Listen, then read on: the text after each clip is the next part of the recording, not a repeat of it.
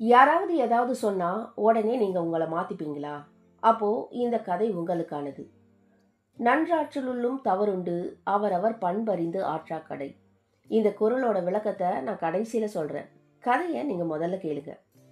ஒரு ஊர்ல ஒரு அப்பாவும் அவரோட 10 வயசு மகனும் ஒரு கழுதைய ஓட்டிக்கிட்டு கடைவீதி வழியா நடந்து போறாங்க. அந்த கழுதையும் அவங்க கூடவே நடந்து போயிட்டு இருந்தது.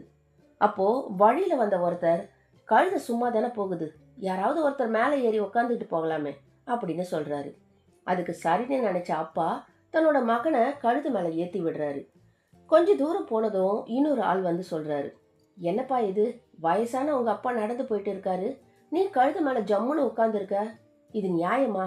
இந்த காலத்து பசங்களுக்கு பாசமே கிடையாது" அப்படின்னு சொல்றாரு. உடனே மகனுக்கு சங்கடமாயிடுச்சு. அவன் கீழே இறங்கி, "அப்பா, நீங்க கழுது மேலே ஏறிக்கோங்க, நான் நடந்து வரேன்" அப்படின்னு சொல்றான். அப்பாவும் கழுது மேலே ஏறி உக்காந்துக்கிட்டு வராரு. இன்னும் கொஞ்ச தூரம் போறாங்க. மூணாவதா ஒரு ஆள் வந்து, "என்னையா இது, சின்ன பிள்ளைய நடக்க விட்டுட்டு இவ்வளோ பெரிய மனுஷன் கழுது மேலே ஏறி உட்காந்துக்கிட்டு போற, உனக்கு மனசாட்சியே கிடையாதா" அப்படின்னு சொல்றாரு. இப்போ 2 பேருக்குமே தலை சுத்த ஆரம்பிக்குது.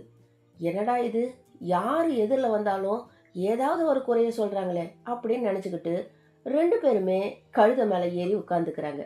கொஞ்ச தூரம் போறாங்க. அப்போ எதிரில் ஒருத்தர் வராரு. "இந்த கழுதைக்கு வாய் இல்லைன்னு தானே நீங்க இந்த மாதிரி இரக்கமே இல்லாம நடந்துக்கிறீங்க. அது மேலே ஏறி உட்கார்ந்துட்டு போறீங்களே, உங்களுக்கு மனசாட்சியே கிடையாதா? மனசாட்சி செத்து போயிடுச்சு உங்களுக்கு" அப்படின்னு பேசிட்டு போறாரு. அப்பாவுக்கும் மகனுக்கும் என்ன பண்றதுனே தெரியல. கீழே நடந்து போனாலும் ஏன் ஏறி உட்கார்ந்துருக்க கூடாதுன்னு சொல்றாங்க. கழுது மேலே ஏறி உட்கார்ந்துட்டு போனாலும் மனசாட்சி இல்லையான்னு சொல்றாங்க. அதனால அவங்க 2 பேருமே ஒரு முடிவு எடுக்கிறாங்க. இப்போ அப்பா அந்த கழுதையை தூக்கி தோள்ல போட்டுக்கிறாரு. பையனை கூட்டிக்கிட்டு நடந்து போறாரு. அவங்க நடந்து போயிட்டு இருக்கும்போது ஊர் ஜனங்க அவங்கள பார்த்து சிரிக்கிறாங்க. இப்படி கூட யாராவது முட்டாள்கள் இருப்பாங்களா? பொதி சுமக்கிற கழுதைய இவங்க சுமந்துக்கிட்டு போறாங்களே அப்படின்னு சொல்லி சிரிக்கிறாங்க. எல்லாரும் சிரிக்கிற சத்தத்துல அப்பாவுடைய தோல்ல இருந்த கழுதை பயந்து துள்ளி குதிச்சு இறங்கி இவங்கள கீழே தள்ளிட்டு காட்டு பக்கமா ஓடிடுச்சு. கடைசியில அப்பாவும் மகனும் கழுதையும் போயிடுச்சு, தங்களுக்கும் அடிபட்டுடுச்சுன்னு வருத்தப்பட்டுக்கிட்டே போறாங்க. "நன்றாற்றலுள்ளும் தவறுண்டு அவரவர் பண்பறிந்து ஆற்றாக் கடை." ஒருத்தருடைய இயல்பையும் நிலைமையையும் புரியாம நன்மை செய்தாலும் அது கூட தீமையா மாறிடும்.